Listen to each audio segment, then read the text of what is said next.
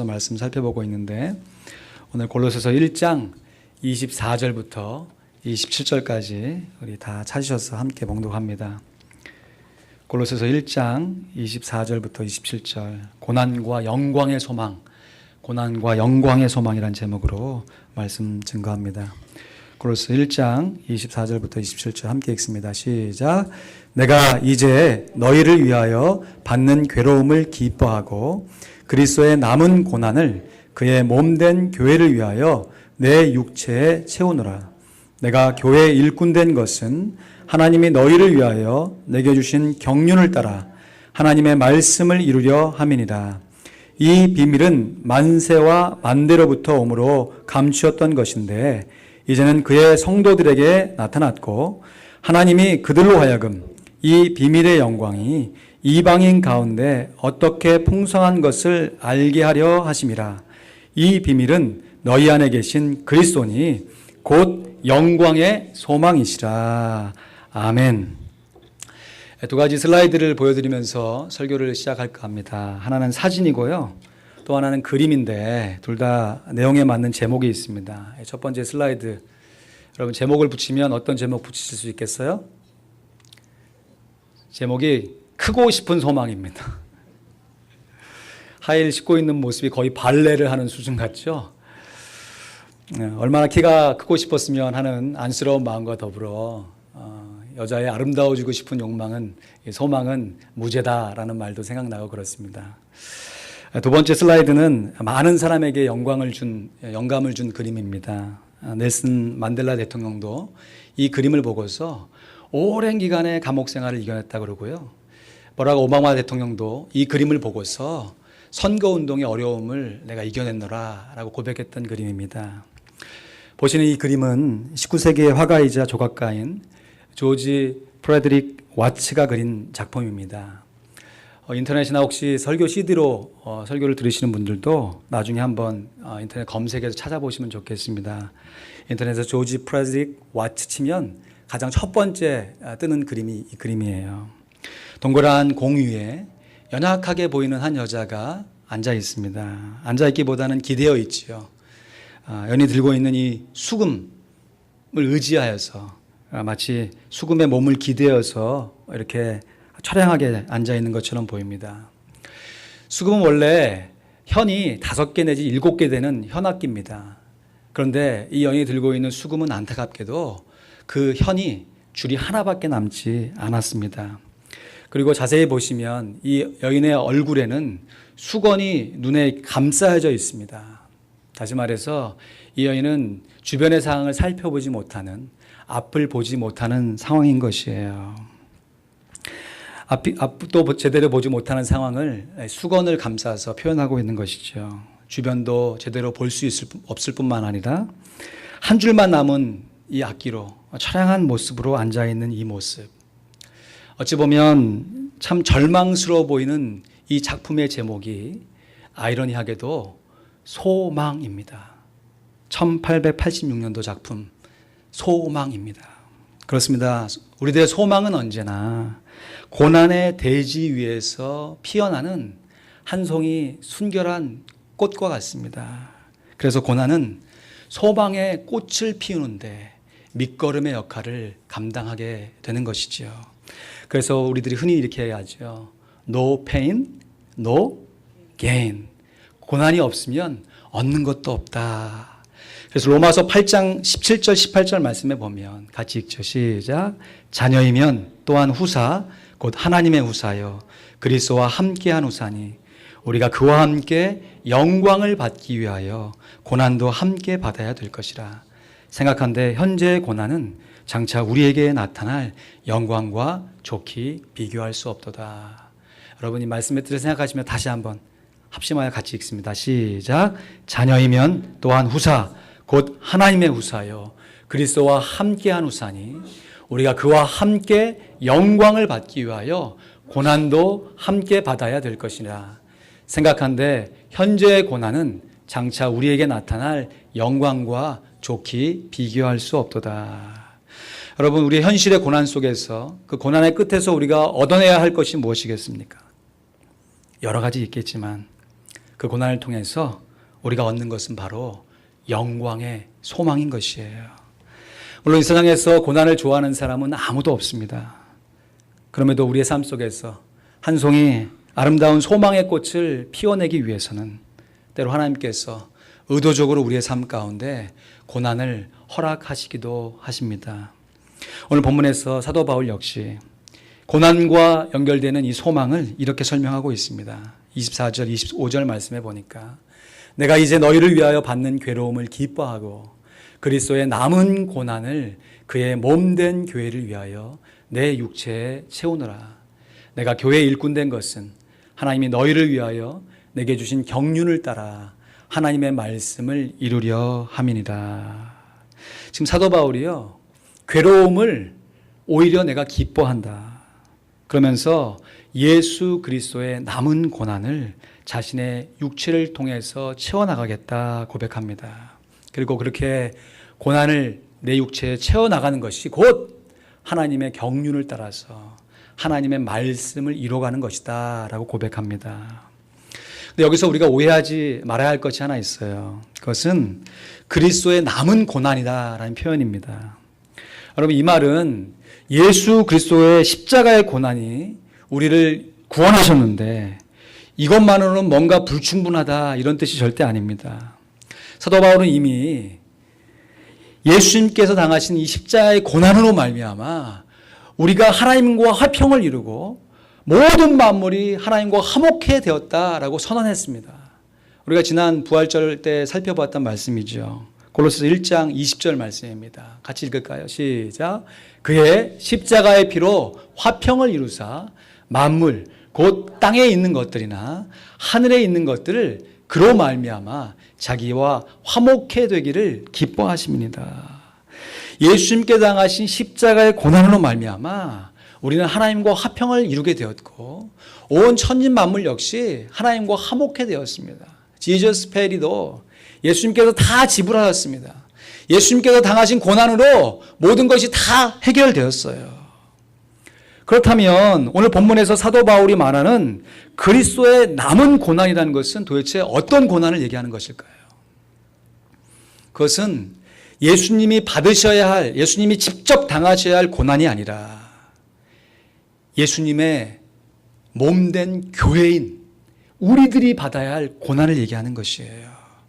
예수님이 교회의 머리시고 우리는 그 머리의 몸인 교회이기 때문에 교회가 받는 고난이 곧 예수 그리스도께서 받으시는 남은 고난이 되는 것입니다. 골로새 1장 18절 말씀에 그는 몸인 교회의 머리라 그가 근본이요 죽은 자들 가운데서 먼저 나신 자니 이는 친히 만물의 으뜸이 되려 하심이요 했습니다. 여러분, 우리의 몸뚱아리가 하나이지만 나눠보면 몸과 머리로 나눌 수 있지 않습니까? 분명히 구분되지만 하나입니다. 교회는 그리스도의 몸입니다. 몸이 고난을 당하면 당연히 머리에서 그 고난의 고통을 느끼는 것이죠. 몸은 썩어져 문드러가는데 머리가 그 고통을 느끼지 못한다면 이거야말로 심각한 질병이 아닐 수 없죠. 그래서 우리들이 주님을 따르고자 교회를 섬기고자 고난을 당하게 되면 교회가 당하는데 그리스도의 몸인 교회가 고난을 당할지라도 우리의 머리 되시는 예수 그리스도께서 동일한 고난의 고통을 느끼신다는 것이에요. 이러한 고난의 고통 속에서 우리들이 육신의 고통을 느낄 때마다 우리 주 예수 그리스도께서 몸으로 그의 육체로 우리의 고난을 긍휼히 여겨주신다. 성경이 이렇게 증거합니다. 이러한 예수 그리스도를 히브리서 4장 15절에 이렇게 증거합니다. 같이 읽을까요? 시작. 우리에게 있는 대제사장은 우리의 연약함을 체휼하지 아니하는 자가 아니요 모든 일에 우리와 한결같이 시험을 받은 자로 돼 죄는 없으시니라. 우리에게 있는 대제사장 예수 그리스도는 우리의 연약함을 체휼, 몸 체자에 긍휼히 여길 훌자를 쓴 것입니다. 몸으로 긍휼히 여겨주시는 분이에요. 그걸 체휼하지 아니하는 자가 아니오 했으니까 이중부정을 쓴 거죠. 강한 긍정입니다. 예수님께서 우리의 연약함을 정말로 체휼하고 계신다는 것이에요.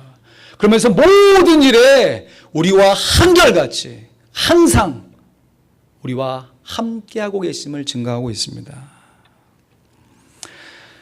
동병상련이라고 하죠.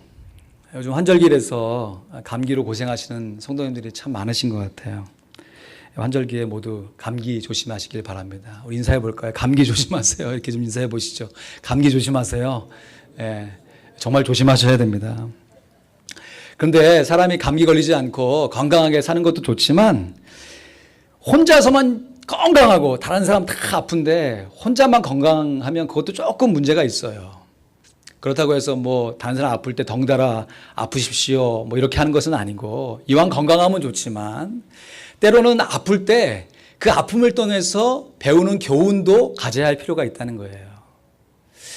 지난 신년 특세를 지나가면서 저희 가족이 돌아가면서 아팠습니다. 그래서 신년 특세를 한 것이 아니라 저는 신년 간호를 했어요. 한 사람 아프면 나흘만 하면 또 그 사람 아프고, 다음 타자 또 등장해서 또 아프고, 이렇게 일주일, 2주일 지나가니까 뭐 신년 특세하면서 뭐 정신이 없더라고요.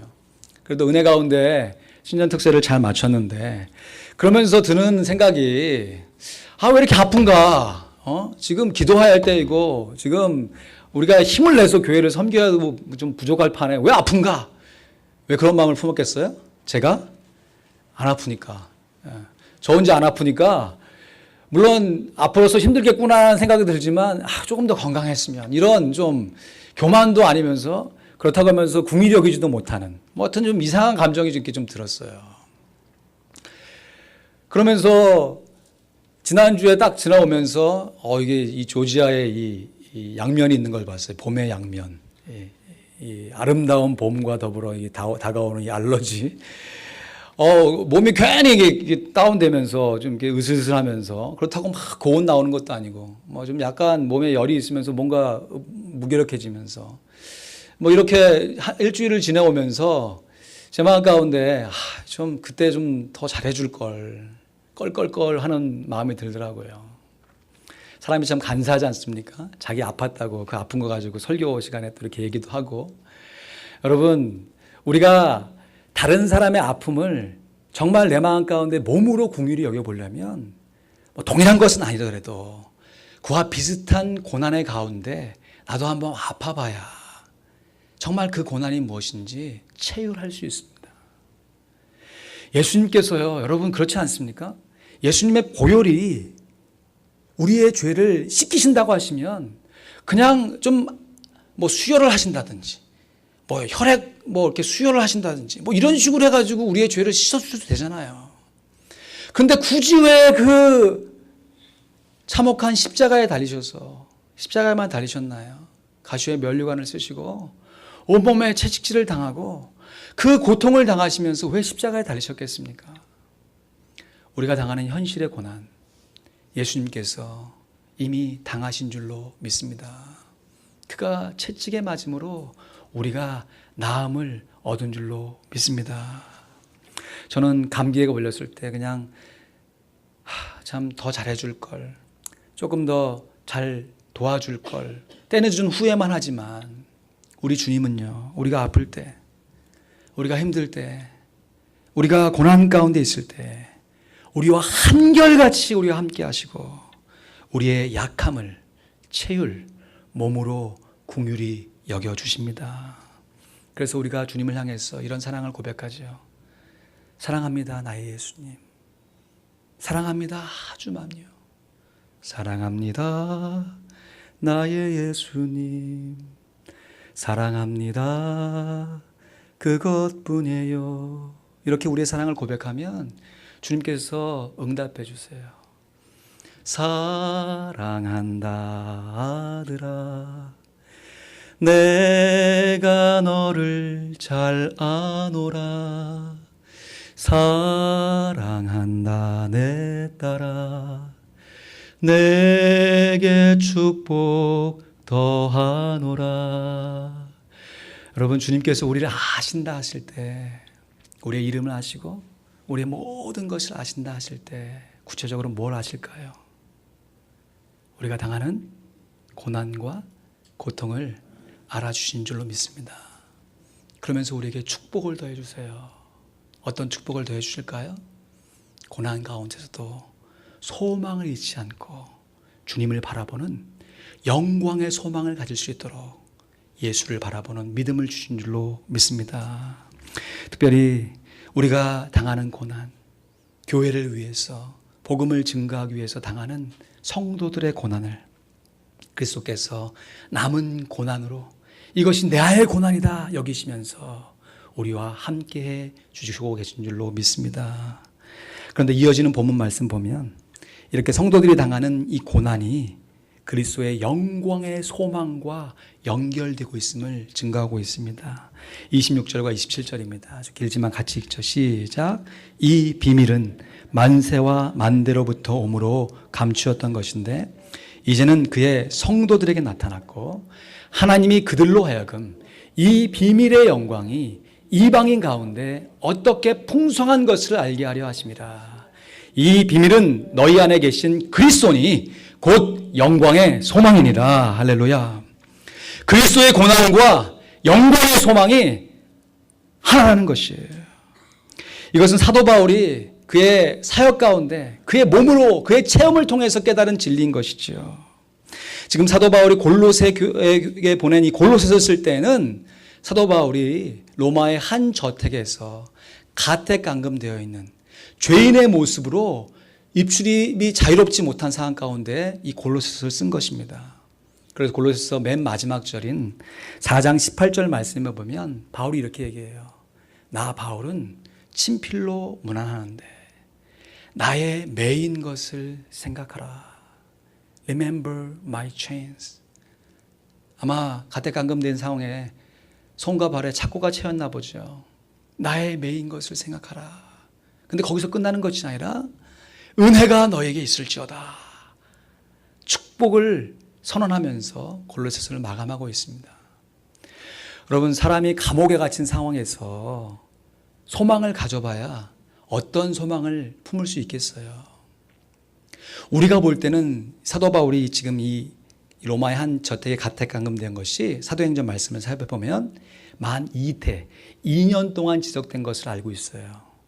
만 2태 동안 사도 바울이 복음을 증거하되 그 많은 사람이 없었더라 하면 사도행전이 맞춰지거든요. 그 기간 동안에 쓴 서신이 이 지금 살펴보고 있는 골로새서 쓰고 빌립보서도 쓰고 에베소서 쓰고 그래서 이 세 서신을 사도 바울이 쓴 서신 중에서 특별히 옥중서신이다 이렇게 얘기하잖아요. 우리의 입장에서는 사도 바울이 2년 동안 옥살이한 것을 알지만 지금 사도 바울의 이 현실의 지금 이 상황 가운데서는 지금 이 가택감금 이 옥중 생활이 다음 주에 끝날지 다음 해에 끝날지 1년 후에 끝날지 10년이 돼갈지 알지 못하는 상황 가운데 있는 것이에요. 내가 지금 복음을 증거하기 위해서 노력해 왔는데 자연스럽게 복음을 증거하지 못하고 안타까운 마음을 품고 그냥 죄인의 신분으로 갇혀 있어야 되는 그 상황. 그것도 언제 끝나지 알지 못하는 그 상황 가운데서 사도 바울이 믿음으로 소망을 품고 나의 매인 것을 기억해라. 그럼에도 하나님의 은혜가 너에게 있을지어다 라고 축복을 선언하고 있는 것이지요. 이것이 어떻게 가능한 것일까요? 사도 바울은 알았던 거죠. 나의 현실의 고난, 복음을 위해 받는 나의 고난이 예수 그리스도의 영광의 소망과 연결되는 것. 내가 고난을 받는 이것이 곧 예수 그리스도의 남은 고난을 채우는 것이며 이로 말미암아 나의 영광의 소망이신 예수 그리스도께서 영광을 많이 많이 받으신다는 것을 알고 있었던 것입니다. 이 몸의 소망 무엔가 우리 주 예수뿐일세. 우리 주 예수 밖에는 믿으리 아주 없도다. 이 몸의 소망 무엔가 우리 주 예수뿐일세. 우리 주 예수 밖에는 믿으리 아주 없도다. 굳건한 반석이시니 그 위에 내가 서리라.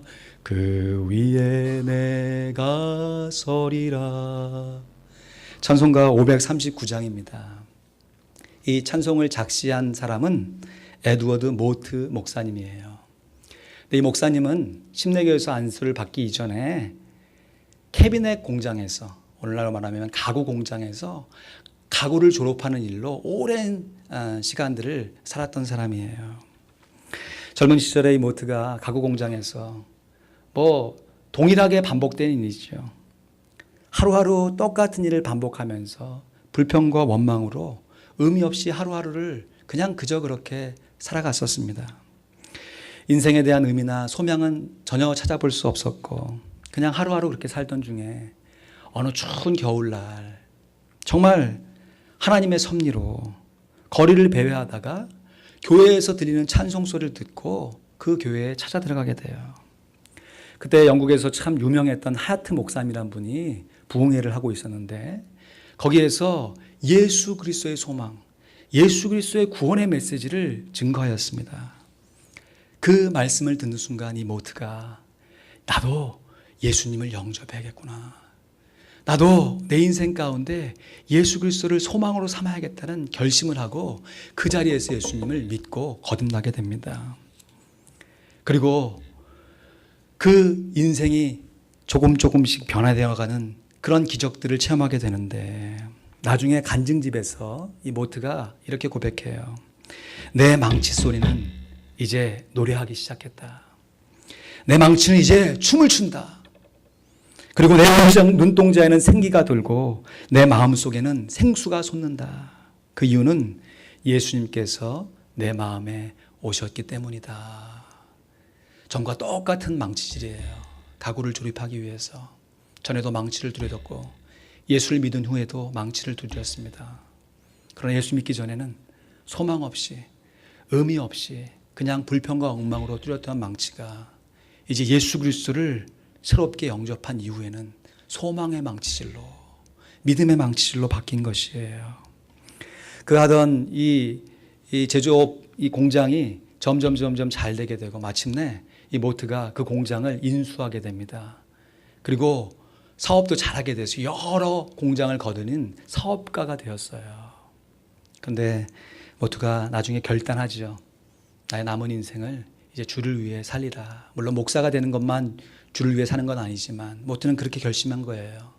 내가 이렇게 큰 사업의 성공을 이제는 내려놓고 남은 인생을 목회하며 살리라. 늦은 나이에 신학을 공부했습니다. 그리고 남은 인생을 목회하며 하나님 앞에 영광을 돌리다가 하나님의 본음을 받는데 목회하는 가운데 쓴 수백여 편의 주옥 같은 찬양의 시들이 있습니다. 그 시들 가운데 우리가 부르는 이 찬송가에는 오직 딱 한 곡만 수록되어 있는 것이에요. 찬송가 539장. 여러분 집에 가 찾아보시죠. 오른쪽에 작시자 에드워드 모트 이름이 되어 있고요. 이 몸의 소망 무행가 제목 밑에 가로하고 골로새서 1장 27절 말씀이 기록되어 있습니다. 이 비밀은 만세전부터 감추었던 것인데 우리에게 나타나신 영광의 소망의 신 예수 그리스도다. 이 말씀을 근거하고 이 주옥 같은 찬양시로 하나님께 영광을 돌린 것입니다. 3절의 가사가 이래요. 세상에 믿던 모든 것 끊어질 그날 되어도 구주의 언약 믿사와 내 소망 더욱 크리라. 굳건한 반석이시니 그 위에 내가 서리라. 그 위에 내가 서리라. 사랑하는 성도 여러분, 예수님에 대한 소망을 우리가 굳건히 붙잡으면 우리의 인생에 봄날이 오는 줄로 믿습니다. 추운 겨울 이겨내고 지금 온 대지 위에 아름다운 꽃과 새싹으로 정말 아름답게 변하고 있는 주변의 꽃나무들, 나무를 떠올려 보시기 바랍니다. 우리에게 주어진 영광의 소망은 언제나 고난의 땅에서만 피어날 수 있는 순결한 꽃송이와 같습니다. 이와 같이 고난으로 채워진 우리의 육체 속에서도 영광스러운 예수 그리스도의 꽃이 아름답게 피어나게 될 것입니다. 고난과 영광의 소망.